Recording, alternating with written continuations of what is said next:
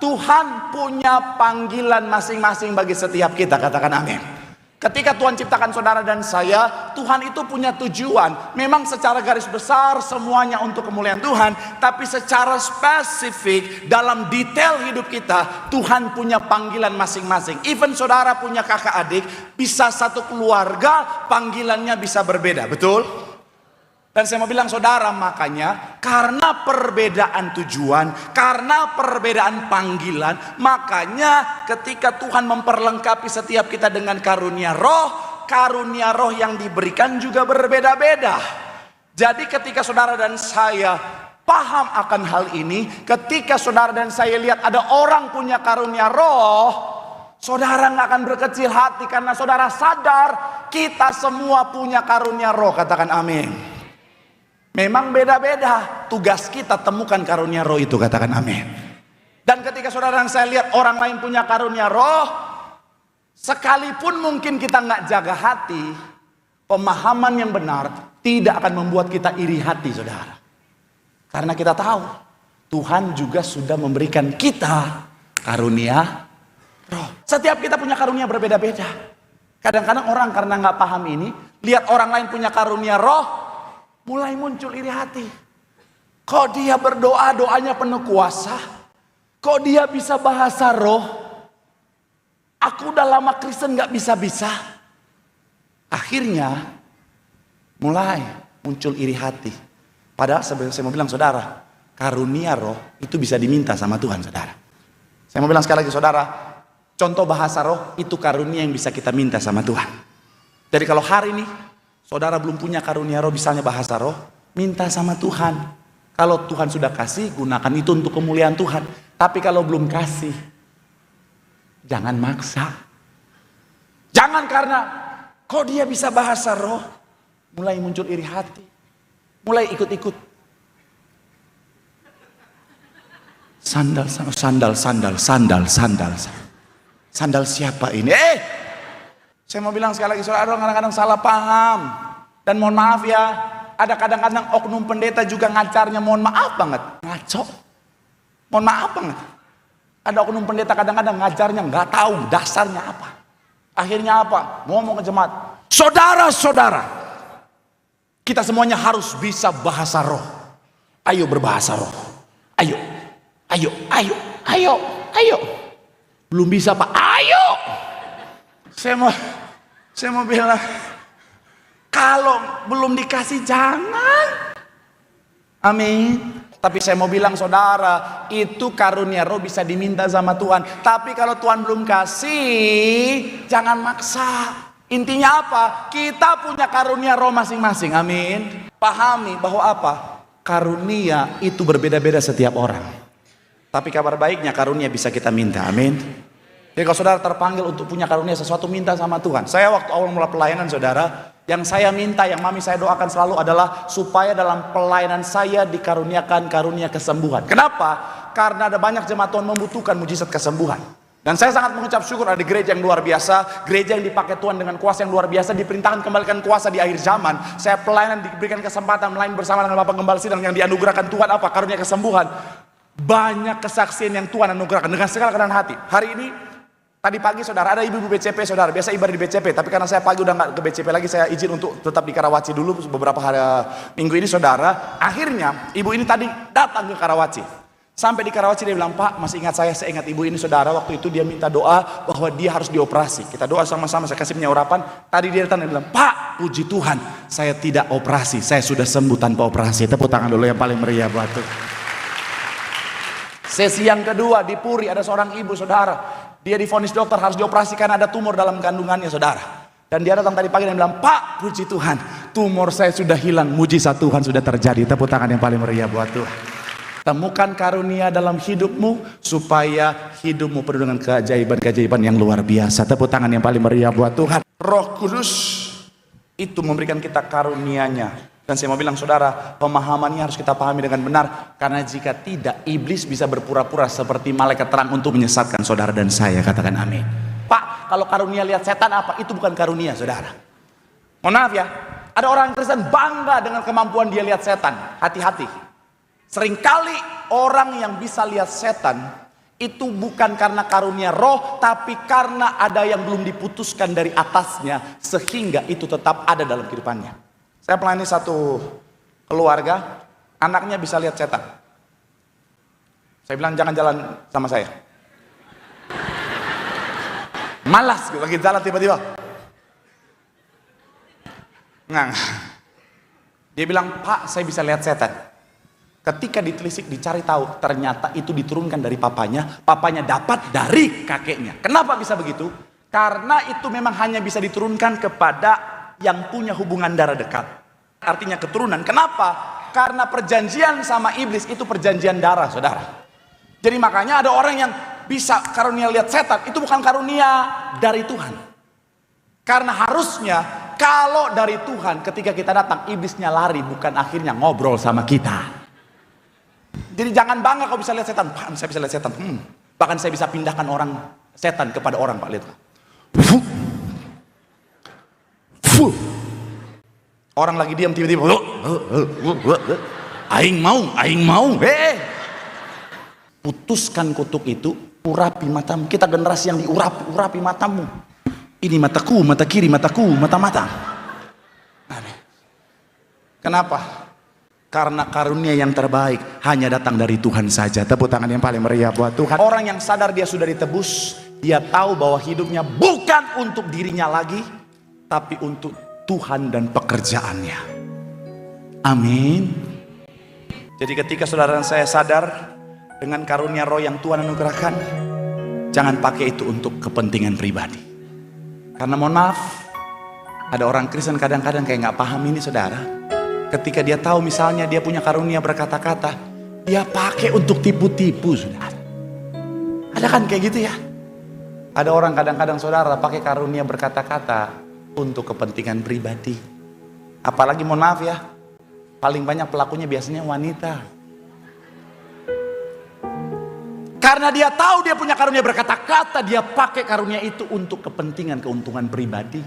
Saya mau bilang ya para wanita ya, sekalipun kau punya karunia berkata-kata, saya selalu bilang, jangan gunakan untuk kepentingan pribadi. Kadang-kadang ada wanita karena ditahu dia, oh ya Pak, saya punya karunia berkata-kata, makanya suami saya di rumah saya sikat terus, Pak. Ketika dia mau coba argumen sama saya abisin, Pak. Dia baru, mama apa?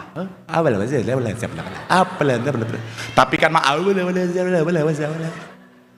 jangan ketawa, Bu, bertobat. Ada suami istri konseling. Suami istri konseling, saudara. Singkat cerita, saudara, suami istri konseling. Alasannya karena suaminya nggak benar. Ketika diajak konseling, ketemu berdua, konfrontasi, baru nanya, jadi ada masalah apa, Ibu? Gimana Pak, suami saya ini Pak, dia tuh malas di rumah Pak, dia selalu keluar-keluar, terus ada aja kegiatannya Pak. Padahal kita sebagai istri juga butuh ya Pak, namanya suami di rumah ya Pak, seorang suami kan dibutuhkan dalam keluarga ya Pak. Bagaimana saya bisa tahu kalau begitu, bagaimana?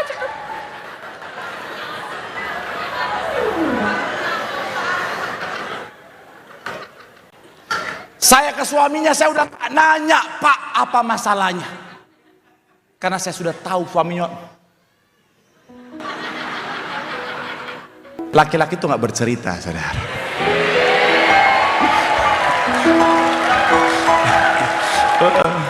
Tiba-tiba menderita aja. Jangan ketawa, wanita bertobat. Sekali lagi ya Bu, para wanita, baik yang masih pacaran maupun sudah jadi istri. Shalom para wanita.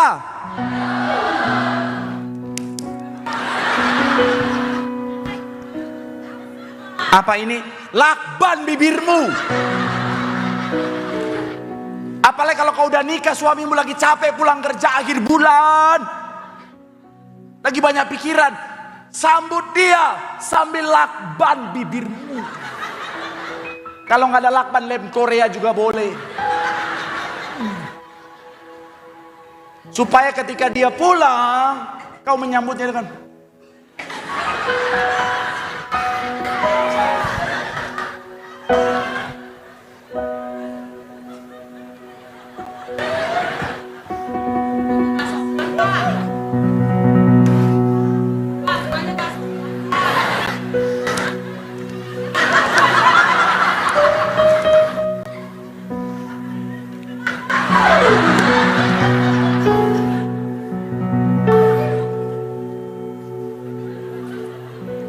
Saya mau bilang ya, saya pastikan suamimu aman, damai, tenang, hidup di bumi seperti di sorga.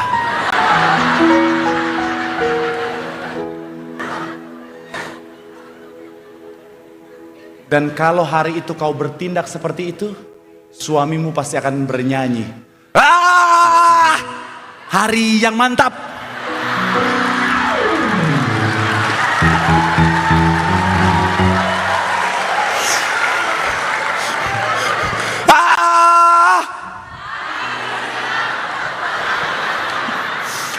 Aduh sedap. Betul para pria? Ada suami-suami kadang-kadang saudara, hari-hari ini saudara terkekangnya luar biasa. Dan saya mau bilang itu pasti tidak mengenakan. Saya mau bilang, Bu, kasihani sayangi suamimu, Bu. Kadang-kadang ada istri-istri zaman sekarang, dia kekang terus suaminya. Suaminya mau ngapa-ngapain aja nggak boleh. Mau keluar dikit nggak boleh. Mau nongkrong nggak boleh. Mau ngapa-ngapain nggak boleh, nggak boleh, nggak boleh, nggak boleh, nggak boleh, nggak boleh. Mau mancing, mau mancing, nggak usah, di rumah aja. Akhirnya apa? Di rumah dia mancing keributan. Ada kadang-kadang suami-suami baru duduk bentar aja, mau duduk sendiri aja, mau happy dulu, duduk santai. Nggak boleh, nggak boleh, nggak boleh. Udah digangguin sama istrinya. Apa? Ingat mantan lagi, ingat mantan. Saya mau bilang, Bu, suami itu butuh kemerdekaan. Betul para pria? Iya. Begitupun sebaliknya, saya mau bilang, ibu-ibu juga, istri-istri juga butuh kemerdekaan. Karena seringkali ada suami-suami terlalu mengekang istri, semuanya nggak boleh, semuanya nggak boleh. Contohnya dalam hal belanja, apa-apa nggak boleh, apa-apa nggak boleh, apa-apa nggak boleh. Saya mau bilang, Pak, istrimu juga butuh kemerdekaan, Pak. Jadi hari ini, Pak, saya mau bilang ya, mumpung hari ini hari kemerdekaan, kasihlah kemerdekaan istrimu untuk belanja. Apapun yang dia mau kasih, Pak. Apalagi hari ini kan hari 80 tahun Indonesia merdeka. Ada banyak toko-toko store-store yang akhirnya dapat diskon sampai 80%. Jadi pokoknya pulang dari tempat ini kita nggak akan lama-lama. Pulang dari tempat ini baru setengah 7, jam 7. Pastikan gaji bulanan, bonus bulanan, kartu kredit kasih ke istrimu dan bilang apa? Ma, silakan misi foya, silakan foya. Betul para wanita? Mata duitan. Shalom anak muda. Kalau masih pacaran nggak usah kekang deh. Masih pacaran udah kayak ayah bunda. Masih pacaran udah harus lapor 1 kali 24 jam.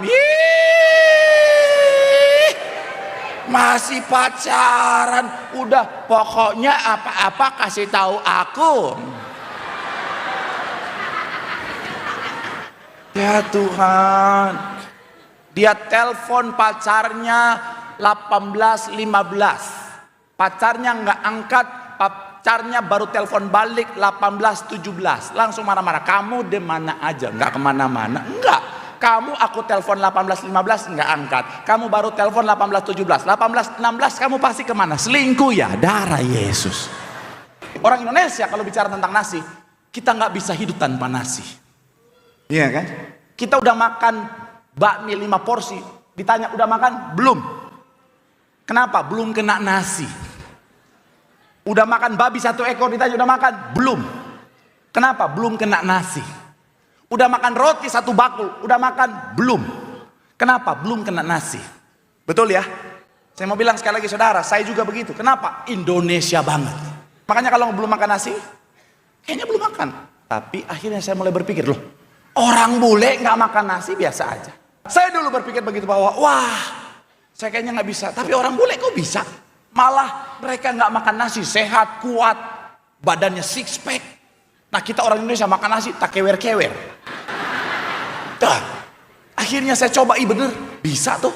1 bulan saya berhasil nggak makan nasi. 2 bulan, 3 bulan. Awalnya mungkin keringet dingin. Awal mungkin kayaknya kok nggak ada energi.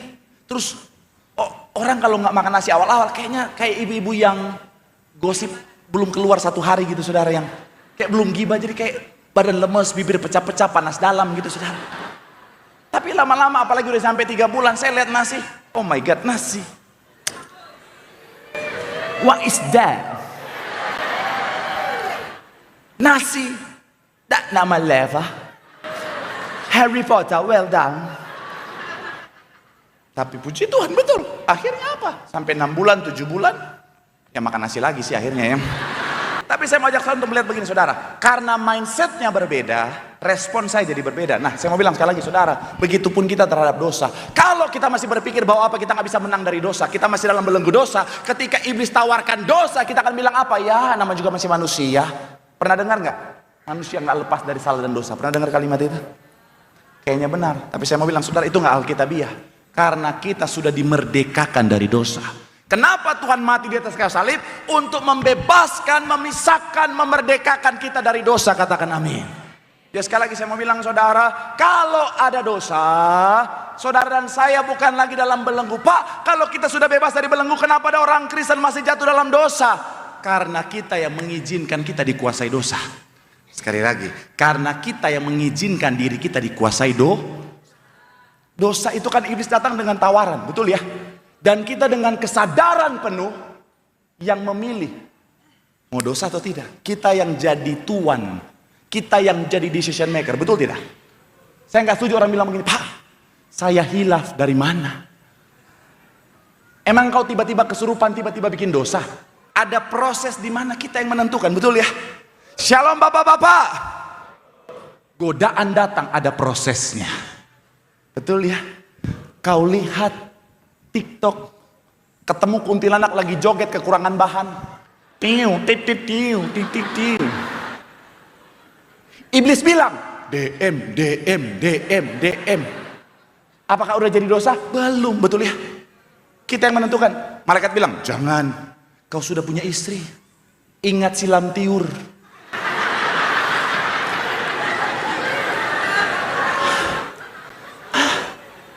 Si iblis bilang, DM. Kita yang menentukan. Akhirnya ada bapak-bapak bilang, oh, manusia tak lepas dari salah dan dosa. Dia DM, halo dek. Kuntilanak, langsung. Halo abang. Saya mau bilang, sekali lagi, kita yang menentukan, betul ya? Apakah kita mau balas atau tidak? Iblis lagi-lagi balas. Ajak ketemuan. Malaikat bilang, jangan. Ingat lam tiur. Betul ya? Jadi nggak mungkin tiba-tiba, apa yang terjadi? Shalom para wanita. Kita sudah menang atas dosa, amin. Jadi kau yang menentukan mau jatuh dalam dosa atau tidak. Jadi kalau misalnya pacarmu udah aneh-aneh, pacarmu udah ajak aneh-aneh, yuk kita berdua-duaan yuk. Ingat, nenek bilang itu. Saya mau bilang ya, kalau udah dibawa ke kosan, tolak. Jangan.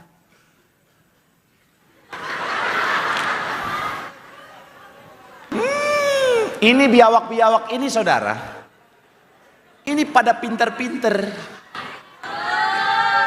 Nah ini korban-korbannya. Mohon maaf, kalau oma nyanda, kalau oma tidak, kalau mau mama, oma pasti tidak akan dibawa. Mohon maaf, oma tidak akan dibawa.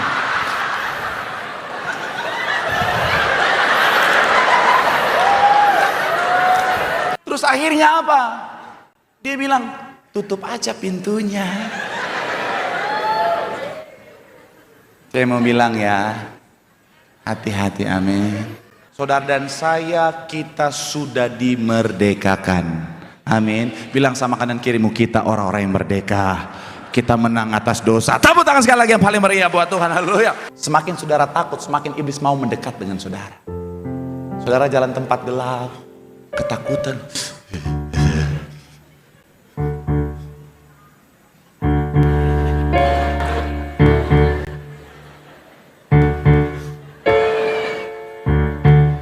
Iblis lebih senang dibandingkan orang yang berani.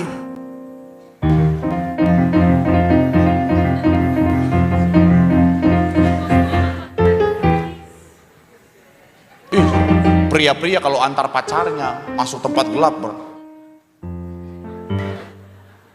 Kamu nggak takut apa?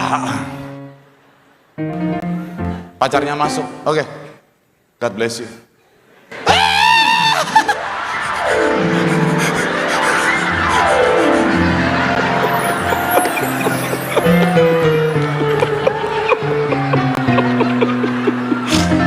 Saya mau bilang sekali lagi saudara, orang takut itu sangat mudah dimanfaatkan iblis.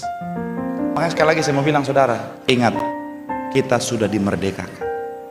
Tidak ada ketakutan lagi, apapun itu hadapi dengan keberanian, karena Tuhan sudah menang bagi setiap kita. Ada seorang hamba Tuhan, dia berdoa buat jemaatnya di sebuah rumah sakit. Kemudian ketika dia berdoa, selesai berdoa buat jemaatnya, hatinya tergerak untuk berdoa buat seorang pria yang terbaring koma di ruangan sebelahnya. Jadi hatinya tergerak untuk berdoa untuk seorang pria yang sedang koma di ruangan sebelahnya. Dan hamba Tuhan ini minta izin, pendeta ini izin kepada suster dan juga keluarga. Tapi yang menarik, ternyata pria yang terbaring koma itu, kata keluarganya, mohon maaf Pak, Bapak pendeta, kami bukan Kristen. Tapi pendeta ini tergerak untuk, saya digerakkan Tuhan untuk berdoa. Sedikit informasi, pria yang terbaring koma ini saudara, dia sudah di ujung tanduk. Maksudnya apa? Jadi pria ini terjadi pecah pembuluh darah di otak dan sudah dioperasi, tetapi dokter bilang no hope. Jadi akhirnya apa saudara? Pria ini saudara sudah divonis dokter hidupnya nggak akan lama lagi. Kenapa? Karena dia hidup hanya dari yang namanya alat. Jadi ketika alat itu dicabut, maka dia juga akan pergi untuk selamanya. Singkat cerita, pendeta ini karena tergerak untuk berdoa, Tuhan yang gerakan. Pendeta bilang gini, Pak, saya izin untuk berdoa. Karena keluarganya udah tahu, udah no hope, keluarganya mengizinkan. Pendeta ini masuk. Yang menarik, pendeta ini keluarin minyak urapan dan urapi, dan bilang begini kepada pria ini yang sementara koma, kamu akan sembuh, besok jam 10 kamu akan bangkit, kamu akan pulang, minta maaf kepada keluarga, dan kamu akan dipulihkan sempurna. Selesai. Menariknya besoknya jam 10 orang ini bangkit, sembuh lagi saudara.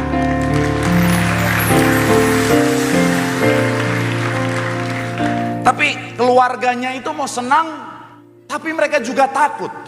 Karena kata dokter, kalau orang sudah kritis, ada fase namanya secara medis terminal lucidity. Terminal lucidity itu saudara, orang yang sudah kritis, dia akan kembali peningkatan kesadaran dan fungsi mental yang signifikan sebelum akhirnya menjelang kematiannya. Jadi ini satu sinyal dari tubuh yang menyerah untuk terus berjuang dan akhirnya memberikan kesempatan untuk apa saudara? Untuk bisa kembali pulih, tapi biasanya hanya bertahan beberapa jam, bahkan hingga beberapa hari sebelum sekali lagi kematiannya. Itu yang statement dokter. Jadi ketika mereka lihat, mereka mau senang tapi mereka takut karena kata dokter itu bisa terjadi. Tapi yang menarik begini saudara, si pria yang koma ini saudara, hari pertama dia sehat, hari kedua dia masih sehat, hari ketiga makin pulih, sampai hari kelima dia sehat dan dinyatakan boleh pulang saudara.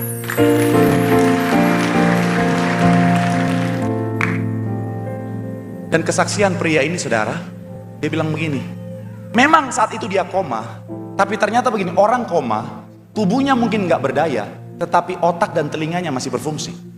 Jadi ketika pendeta ini berdoa, bernubuat, mengurapi dia bisa dengar setiap kalimat pendeta ini. Makanya ada orang-orang kadang-kadang dalam kondisi koma, ketika keluarganya ngomong, dia bisa menangis karena ternyata otak dan telinganya masih berfungsi. Nah, si pemuda ini, dia penasaran, siapa pendeta ini yang sudah buat dia akhirnya bisa sembuh. Dia cari di Google, dia berusaha, tapi dia nggak ketemu karena nggak tahu siapa nama pendeta ini. Kesaksiannya dia kembali ke rumah sakit, dia cari dokter yang menangani dia, namanya dokter Jimmy katanya saudara. Dan dokter ini, dia bukan Kristen. Kemudian dia sudah jadi agnostik bertahun-tahun. Tapi ketika dia lihat mujizat terjadi kepada pria ini, ketika ketemu saat itu, dokter Jimmy sudah terima Yesus sebagai Tuhan dan Juru Selamat. Terus Terus si pria yang bangun dari koma ini tanya sama dokter Jimmy, "Dokter Jimmy, saya penasaran siapa pendeta itu?" Kesaksian pria ini bilang sama dokter Jimmy, "Nama pendeta itu," ini saya sampai merinding pas dengar. "Nama pendeta itu Pendeta Yesaya Pariaji."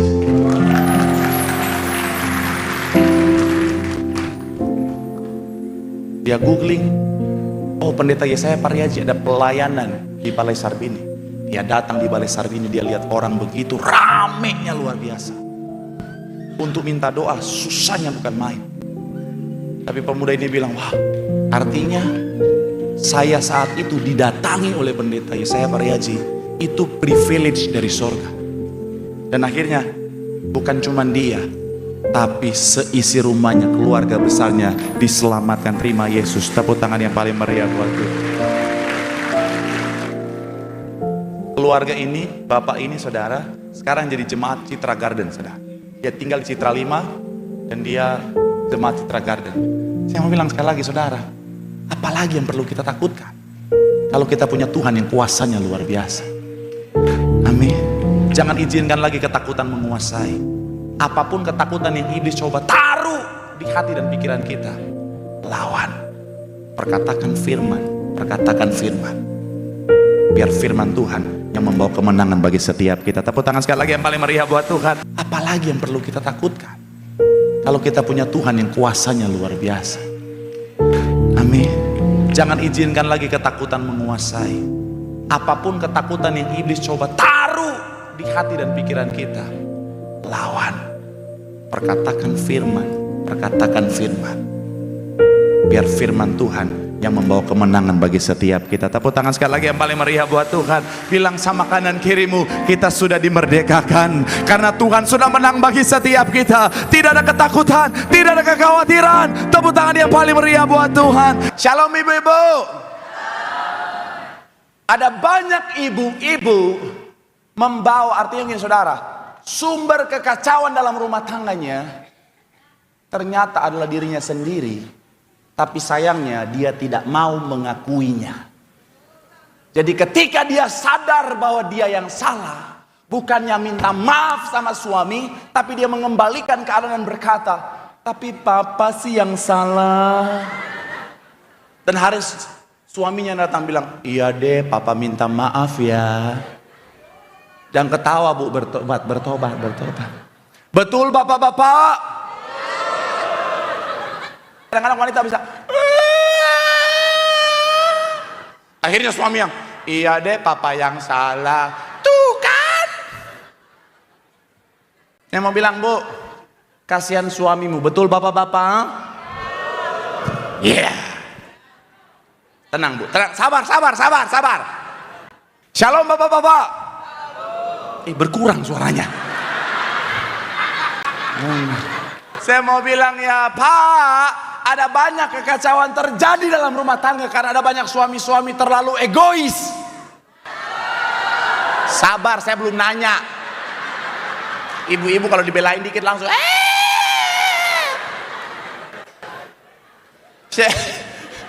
Saya mau bilang ya Pak ya, kita memang sebagai laki-laki, kita memang makhluk yang punya ego tinggi Pak. Tapi jangan kasih makan egomu Pak. Saya mau bilang ya, ada suami-suami kadang-kadang terlalu ego banget. Memang dia imam dalam keluarga, memang kita imam dalam keluarga Pak. Tapi gak usah ego-ego begitu banget gitu Pak. Istri ngomong dikit, "Diam kamu Amirah." Oh Tuhan. Istri harus hormat kayak apa? Memang Alkitab bilang, "Hai istri tunduklah kepada suamimu." Cuman gak gitu-gitu juga Pak. Mentang-mentang Alkitab bilang istri tunduklah kepada suami. Setiap kali suami pulang, istri harus di depan pagar bersama anak. Salah.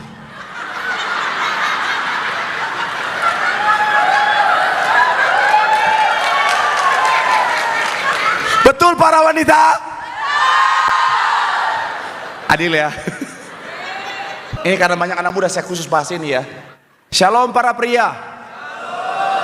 Wanita tuh paling gak suka laki-laki sombong. Baru PDKT ketemu awal datang-datang. Ai itu bapak Ai itu kenal sama ini loh bapak Ai. Mami Ai itu ini Gaulnya sama ini. Itu di rumah ada Fortuna, ada Pajero, apart. Wanita tuh nggak suka. Betul para wanita? Udah rendah hati lah. Biasa aja gitu. Pak, tapi saya udah rendah hati, tapi kok masih kacau terus percintaan saya? Temukan akarnya.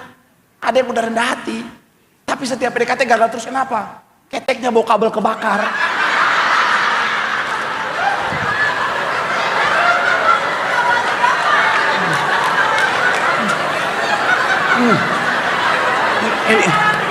Ini nih pendeta lain gak ada ngajarin saya doang, gak ada kerjaan, karena saya peduli sama saudara ya. Betul.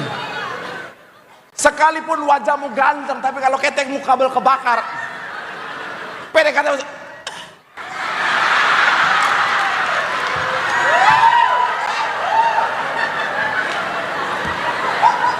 saya mau bilang ya, wanita itu seringkali wajah tuh nomor 2, yang penting wangi dulu. Betul wanita?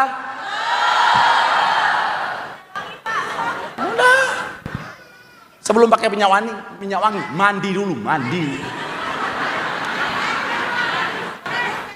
Atau kadang-kadang ada yang keteknya enggak kabel kebakar, tapi nafasnya tuh bantar gebang.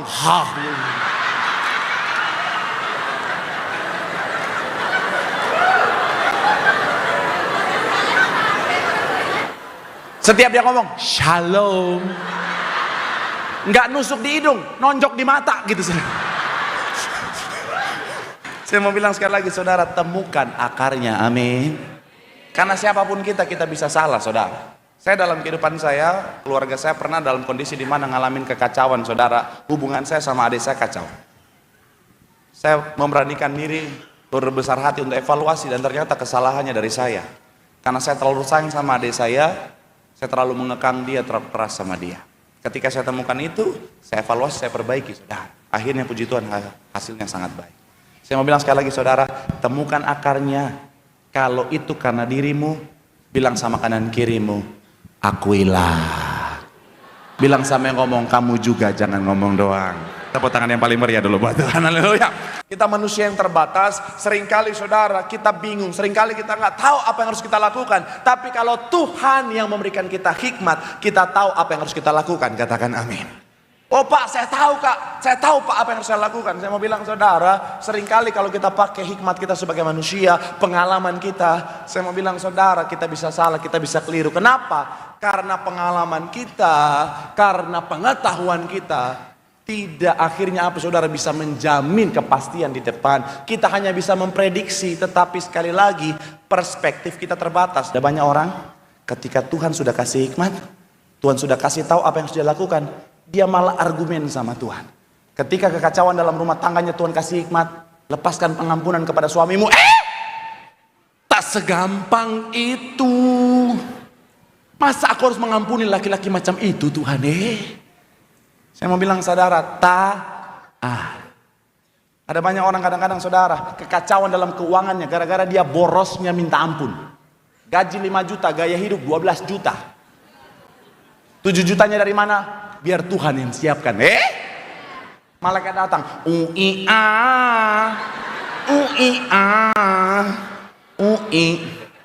Saya mau bilang saudara, ada banyak orang itu kekacauannya Tuhan udah kasih hikmat.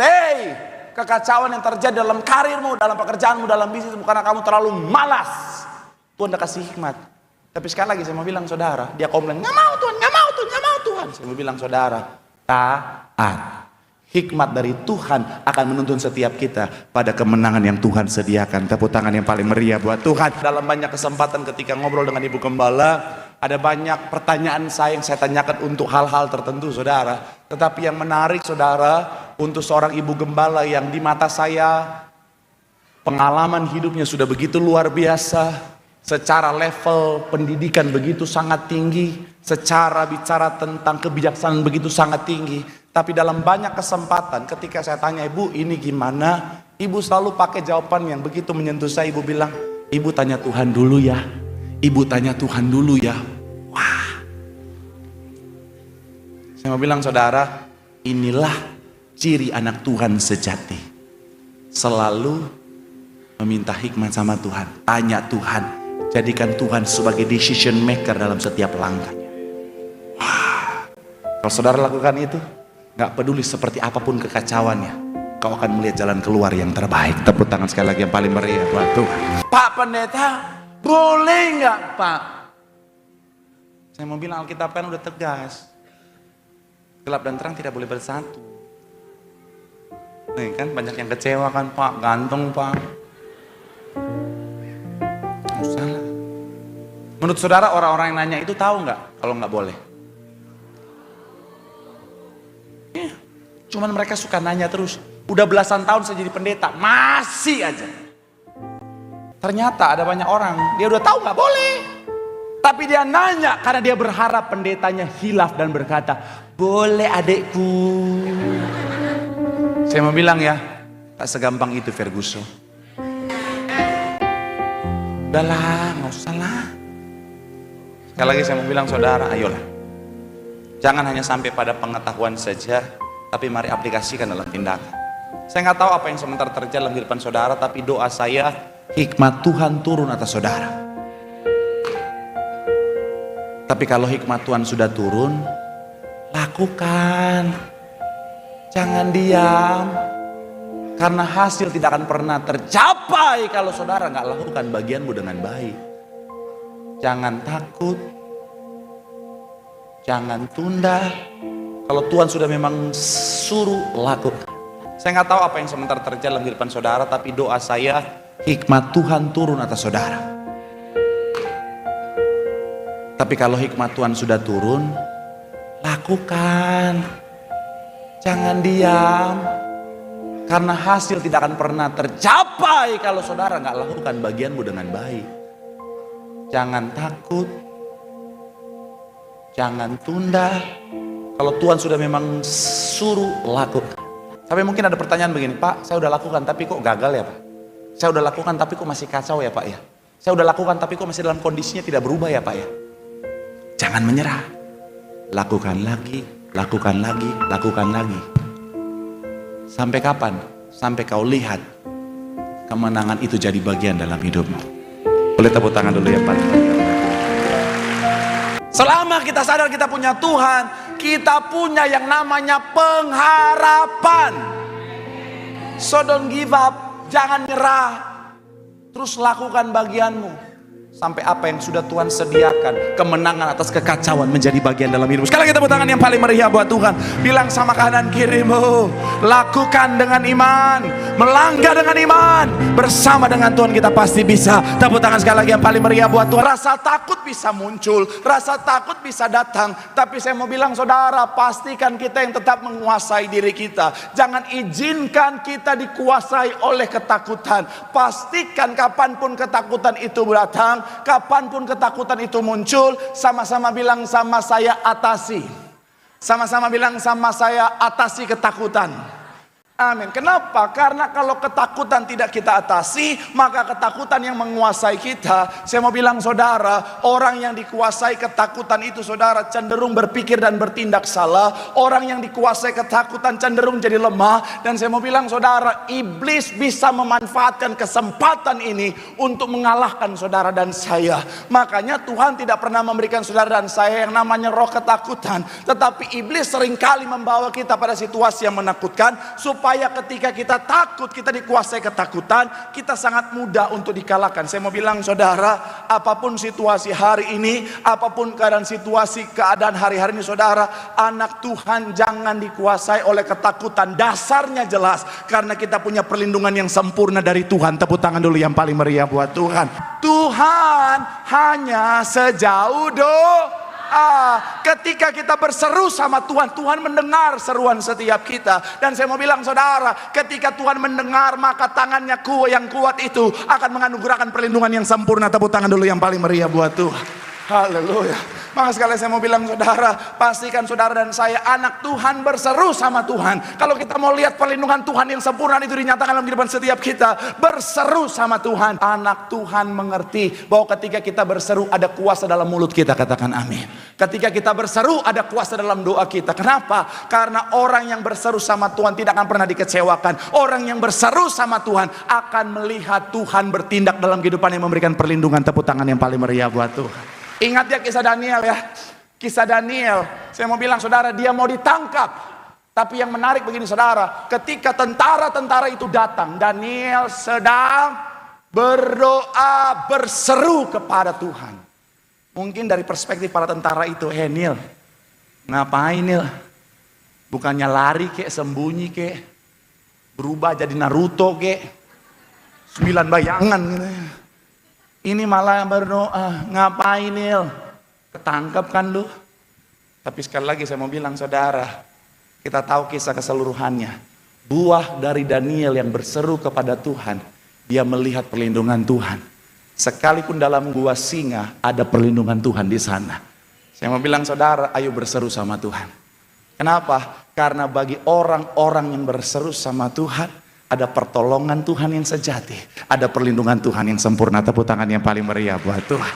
Semakin kita kenal Tuhan, semakin iman percaya kita tumbuh dan menjadi besar. Dan semakin iman percaya kita besar, maka semakin kita akan melihat perlindungan Tuhan yang luar biasa menjadi bagian kita.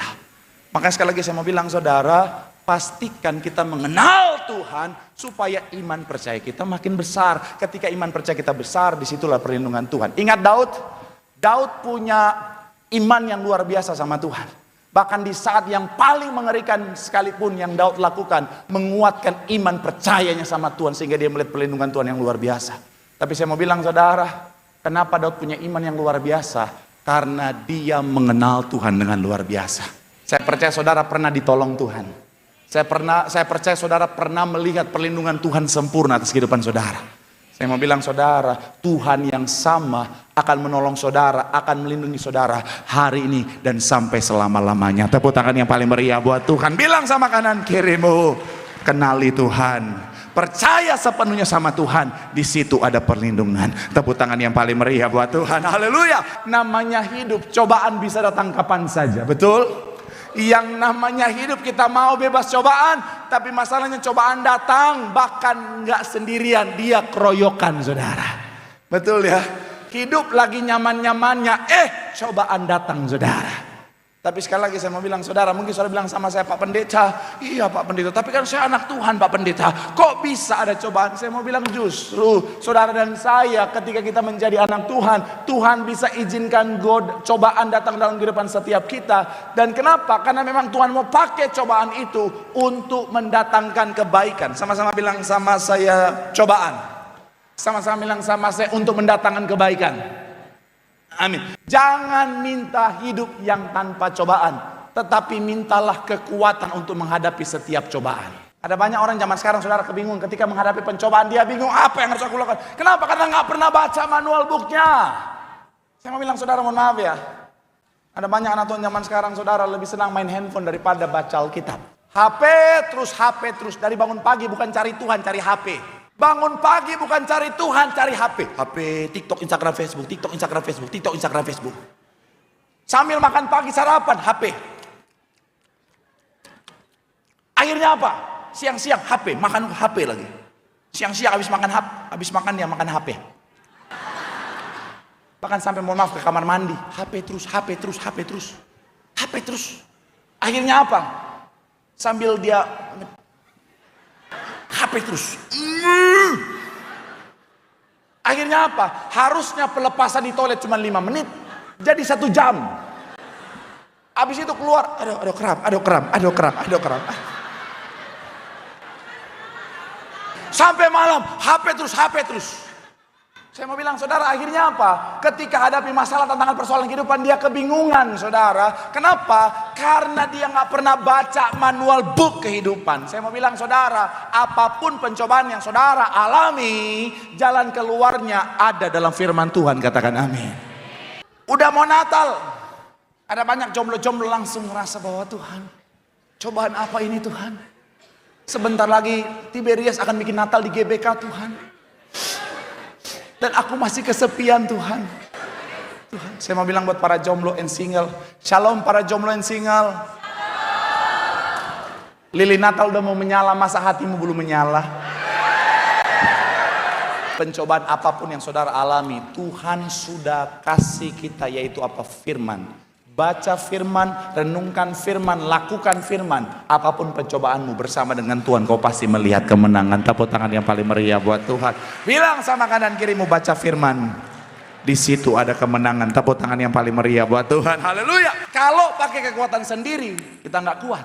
Kalau pakai kekuatan sendiri, berat rasa pencobaannya. Tapi ketika kita ingat bahwa kita terhubung dengan Tuhan, kekuatannya adalah kekuatan yang dari Tuhan. Saya mau bilang saudara, kekuatan yang dari Tuhan yang tak terbatas itu membuat semuanya serbamu. Pak, pencobaannya saya nggak mampu Pak. Saya mau bilang, evaluasi lagi hubunganmu dengan Tuhan. Karena kalau kita terhubung dengan Tuhan, sumber kekuatan yang sejati itu, tidak ada kata berat, tidak ada kata susah, tidak ada kata sulit.